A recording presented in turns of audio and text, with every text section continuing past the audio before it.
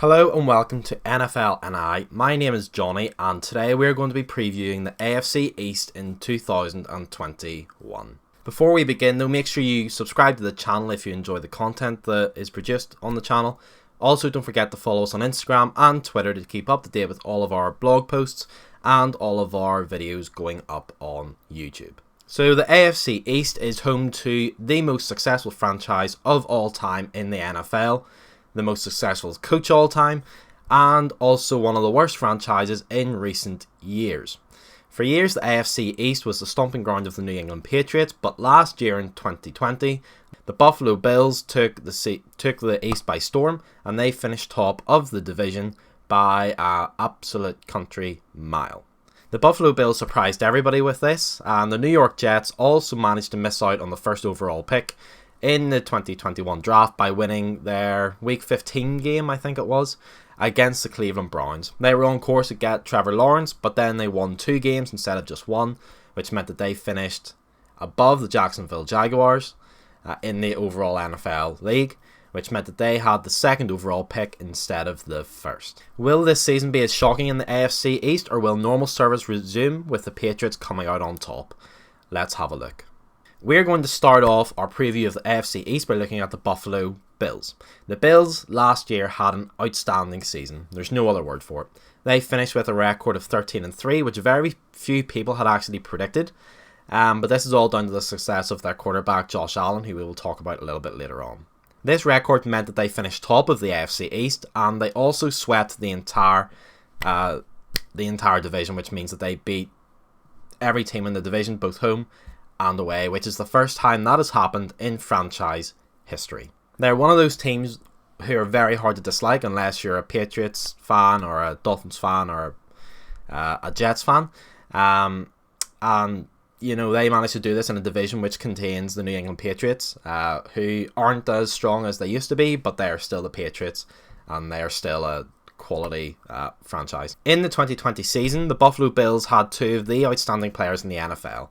The first one is Josh Allen, their quarterback, and the second is stud wide receiver Stefon Diggs. Josh Allen was going into his 3rd year in the NFL after 2 unremarkable seasons, I think it's fair to say, to begin his NFL career. But in his 3rd year, Allen was not only a passing threat, but also a scrambling threat, which nobody really saw coming. Allen was able to throw to targets like Stefon Diggs, who was his main weapon. You know, he was in the first team All-Pro, which is incredible. It's like the best players in the NFL all on one team. He racked up over 1,500 receiving yards, which is unreal, and got 8 touchdowns as well, making him one of the most dangerous players in the entire NFL last season. Diggs was complemented by the talents of Cole Beasley and John Brown, the 2 other Bills wide receivers last season, but this year he is going to have to go without the latter as he has moved on to the Las Vegas Raiders. Allen, Diggs and co will be looking to improve on last year and will be aiming for another AFC East title and a berth into the playoffs. The Bills' defense is very underrated as well. Last season they had 2 Pro Bowlers in linebacker Tremaine Edmonds and corner Tre'Davious White. They have added to their defense in the offseason this year by bringing in rookie defensive ends Greg Rousseau and Boogie Basham, using the 30th and 61st overall picks in the 2021 draft respectively. The Bills defense has massive potential, especially when you consider these young talents and, you know, Tre'Davious White and Tremaine Edmonds, who will be able to help them along. They have massive potential to turn the ball over, both from the defensive line with their pass rush or from the secondary, which they will use to try and better their record in the 2021 NFL season. The Bills' prospects really rely on the form of star QB Josh Allen and his ability to find his stud wide receivers, and also to use the backfield a wee bit more this year. If Allen balls out like he did last season, then the Buffalo Bills are in for another incredible year. There's no other way of looking at it. But if he struggles this year and isn't up to scratch, then they could miss the playoffs, as this division is only getting stronger. I'm going to predict that Allen does improve on last year and balls out again, and I will give them a finishing record of 14-3 in the 17-game long NFL season.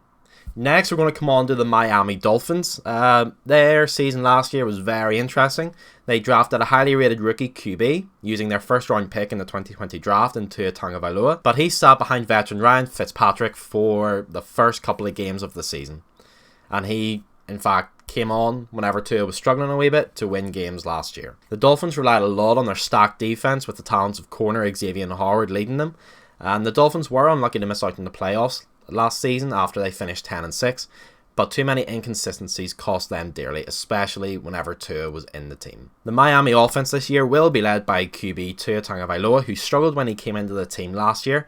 His reluctance to throw the ball into traffic really caused issues for the Dolphins, which he kind of needs to do, but they need their QB to take risks to force the team down the field at some points of the game. This is especially important as they have drafted highly rated wide receiver out of Alabama, I think, Jalen Waddle, who was outstanding in college, and he also played with Tua in college, so you're hoping that there's a bit of chemistry there between them already. He will be considered a major threat for the Dolphins this year at all levels of the attacking field. The run game of Miami also isn't as strong as they would like it. They do have Myles Gaskin, who on his day is very good, but they kind of need a running back who will provide a lot of production and a lot of touchdowns as well in and around the red zone. The Miami offense this year is probably one of the most intriguing in the NFL, for me anyway, as they struggled with Tua last year, but there's a few people saying he's going to ball out this year and show everybody his potential, but there's also others saying that he is going to struggle in his second year in the NFL. But only time will tell.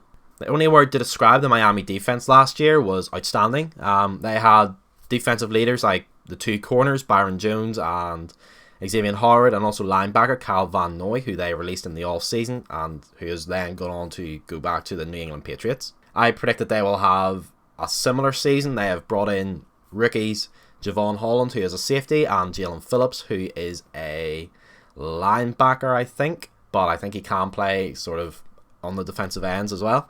The Miami Dolphins defense is elite. There's no other word for it. They came near the top of the defensive table last year, and that will only improve this year. They will be hoping that their defense can provide a strong base for Tua to go on and ball out and win games this year. Predicting the Dolphins 2021 season is difficult as the signs last year from Tua were not as promising as many people expected them to be. But there are early signs in the preseason that he has improved and he's gone away and worked on his game in the offseason and has come back even stronger than ever.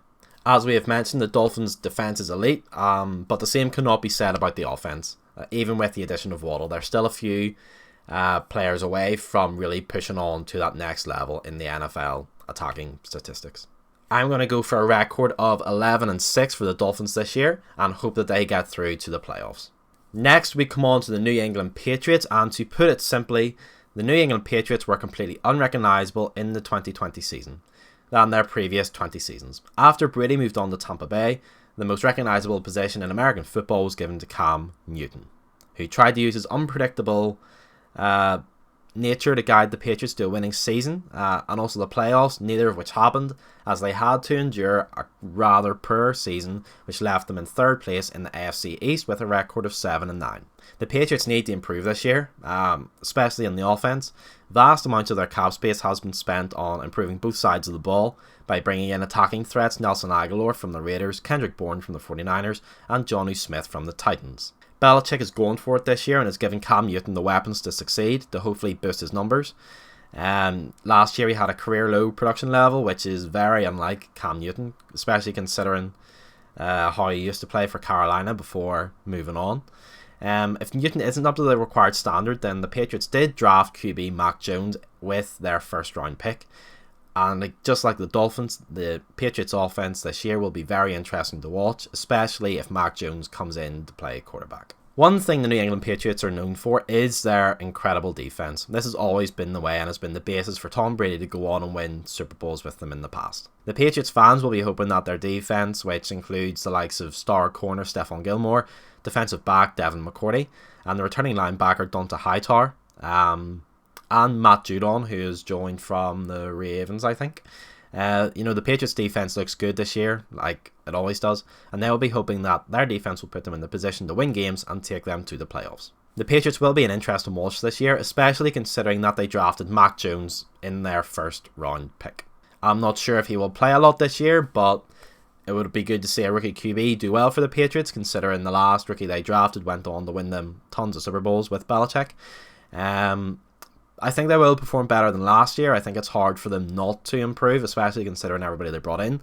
So for me, they will still have a losing record of 8-9 and will finish third in the AFC East. Finally, we come on to the New York Jets. What can we say about the New York Jets? I suppose they're like the winners of the Endeavour Award for trying their best, but sometimes your best just isn't enough. This was true for the Jets in 2020, but you know, going from a 2-14 record, it's not hard to improve on that. So surely things can only get better in 2021. For starters, the New York Jets offense will be stronger this year. That is for certain.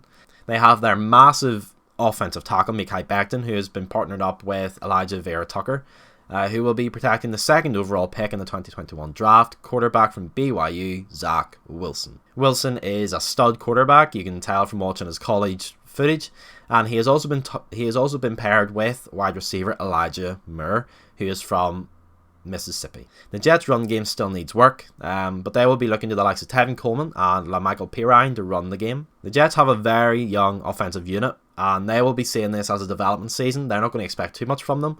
Maybe next year, when everybody's had a chance to bet in and they add extra weapons, then we can start talking about the Jets as a potential third place team in the AFC East. The Jets' defense was awful last year. They weren't helped by decisions taken by their defensive coordinator, Greg Williams, who, in a game against the Raiders, I think it was early on in the season, I think they were one play away from winning the game, but he decided to zero blitz on a Hail Mary from Derek Carr, and the Raiders won the game with a touchdown in the last seconds. There are no real standout players in the Jets' defense, which is a shame. So it could be another long season for their fans. You know, the Jets' defense is not good at all. They have the potential to ship about 25 to 30 points every game, especially considering the quality in the NFL at the minute. You know, there's only one other really weak team that I would consider on a level with the Jets. But one saving grace is their new head coach, who used to be the defensive coordinator for the 49ers, Robert Saleh. Will he be able to help the Jets' defense out and win them games? Who knows, but it will be an interesting watch this year in the AFC East. Unfortunately for Jets fans, I can't see them making any great improvements on last year. I think the dynamism of Zach Wilson will help them somewhat, but they will still finish bottom of the division and will also finish with a record of 4-13. So my final predictions for the AFC East in 2021: at the top, the Buffalo Bills; second, the Miami Dolphins; third, the New England Patriots; and fourth, the New York Jets. The exact same as last year. That was my preview for the AFC East in 2021. If you enjoyed the video, then give a thumbs up. If you think I have been wrong in any of my predictions, then let me know in the comments. You can also let me know on Twitter and on Instagram at NFL_NI. And I look forward to seeing you in the next video. Take care, everybody.